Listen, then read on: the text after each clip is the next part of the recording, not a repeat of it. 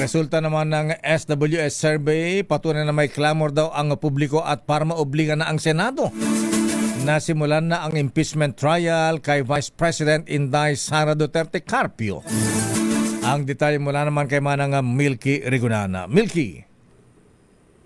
Nakayateya ang resulta ng SWS survey ay patunay na malakas ang panawagan ng publiko na marinig ang panig ni Vice President Sara Duterte laban sa mga alegasyon laban sa kanya sa pamagitan ng impeachment trial. Reaksyon to ni Akbayan Party List Representative Shell Jokno sa resulta ng survey ng Social Weather Station na 66% ng mga Pinoy ang naniniwala na dapat nang humarap si VP Sara sa impeachment court. Sabi pa ni Jokno, matagal nang inaabangan ng publiko na makitang ebidensya ng prosecution.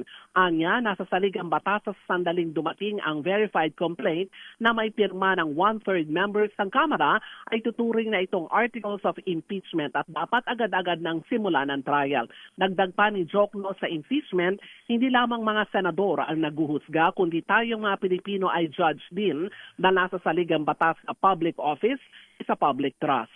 Narito si Akbayan Party List Representative Shell Jokno.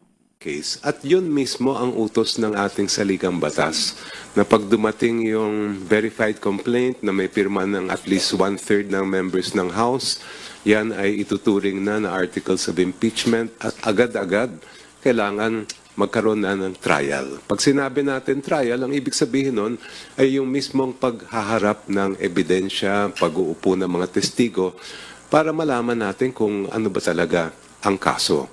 Hindi lang sa impeachment kasi hindi lang naman ang mga senators ang naghuhusga. Pati lahat tayo mga Pilipino ay judge din.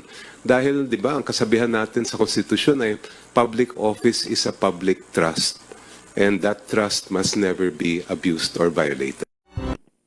Dagdag pa ni Jokno, malakas din itong mensahe sa Senate Impeachment Court. Nasimula ng impeachment trial dahil habang nabibinbin ang pagdinig, lumalakas ang hangarin ng publiko na marinig ang katotohanan at pangapaliwanag ng Vice Presidente.